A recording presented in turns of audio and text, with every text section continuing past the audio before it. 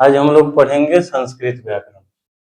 संस्कृत व्याकरण के बारे में बताया गया है, संस्कृत के बारे में बताया गया है कि संस्कृत जो है बहुत ही एक प्राचीन भाषा है, ठीक। और पुरानी भाषा होने के साथ साथ इसको वैदिक भाषा भी बोला जाता है, क्योंकि सारी की सारी वेद वेदांग जितने भी उपनिषद वगैरह आपने देखा है वो टोटल की रचनाएं किसमें हुई थी? संस्कृत भाषा में हुई थी। सबसे पहली बात यह है कि संस्कृत भाषा का फॉर्मेशन मतलब निर्माण कहाँ से हुआ, उसके बारे में थोड़ा सा हिस्ट्री उसका जानेंगे, जो कि इसमें यहाँ नहीं है, केवल नाम दिया गया है महर्षि पणिनि के द्वारा किया गया था, ठीक।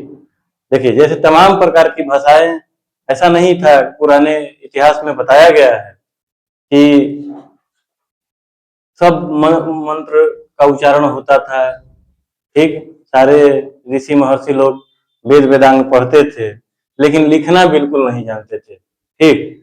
तो ऐसा विचार जगा, महर्षि पणिनि के मन में ऐसा विचार आया कि अगर हम लोग, क्योंकि प्रकृति का नियम है कि हर एक जीव जो धरती पर आता है कुछ समय के बाद में वो विलुप्त हो जाएगा, यानी कि मर जाएगा। तो अगर वो मर गया तो मेरे द्वारा जो मंत्रोच्चारण किया जा रहा है, अगर वो लिखा नहीं गया है, कोई व्यक्ति पढ़ना नहीं सीखा है, लिख करके पढ़ना नहीं सीखा है, तो कैसे उसको किया जाएगा?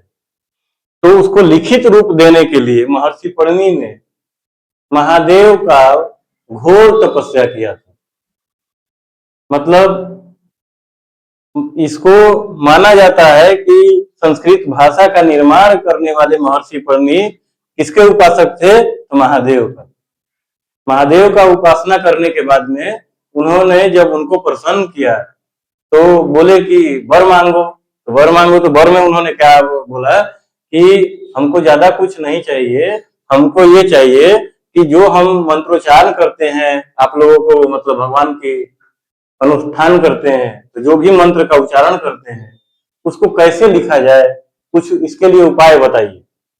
तो जो उपाय बताया गया था वो डमरू को बजने से 14 प्रकार का सूत्र निकला।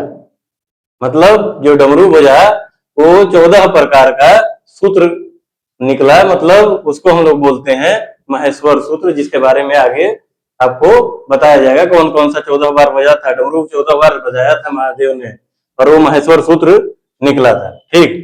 तो महर्षि पणिनि द्वारा रचित, अगर संस्कृत व्याकरण के बारे में कहें तो चूंकि संस्कृत भाषा का निर्माण ही किसने किया था? महर्षि पणिनि ने किया था।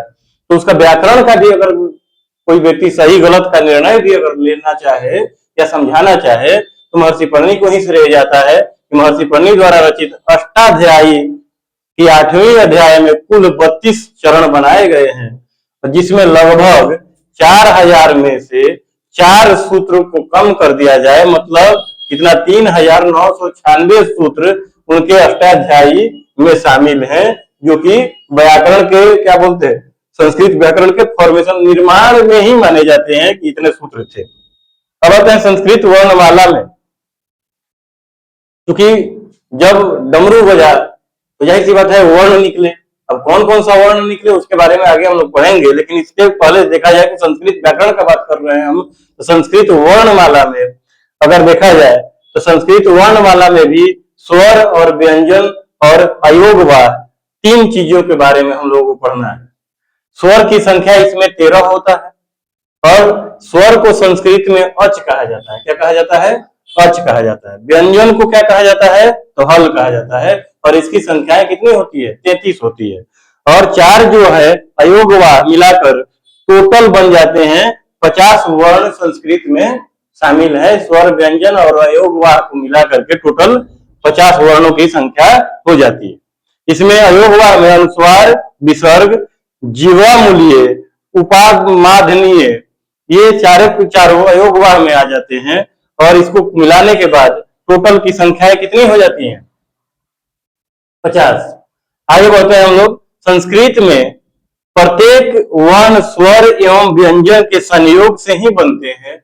यह केवल संस्कृत में ही नहीं, अगर देखा जाए, क्योंकि सारी भाषाओं का निर्माण करता अगर कोई भाषा है, मतलब प्राचीन भाषा है, जितने भी भाषा, इंग्लिश, उर्दू, आप जितने भी भाषा पढ़ रहे हैं, मैथिली, हिंदी, ये सारी की सारी भाषाओं का अगर निर्माण करता वाला भाषा कहीं से है तो संस्कृत माना जाता है। वो सारी भाषाओं का जननी किसको कहा जाता है? तो संस्कृत भाषा को कहा जाता है। अब आते हैं संस्कृत में प्रत्येक वर्ण के बारे में बताया गया है कि स्वर एवं व्यंजन के संयोग से बने हैं, और संयोग से जब बनता है तो चूंकि हम लोग कोई भी वर्ण पढ़ते हैं, व्यंजन का अगर पढ़ते हैं, क लास्ट में अ आता है, ख लास्ट में अ आता है, तो ये संयोग करके मतलब सहयोग कर रहा है, तभी हम लोग बोल पा रहे हैं। और ये हुआ आपका क्या? संस्कृत भाषा का व्याकरण।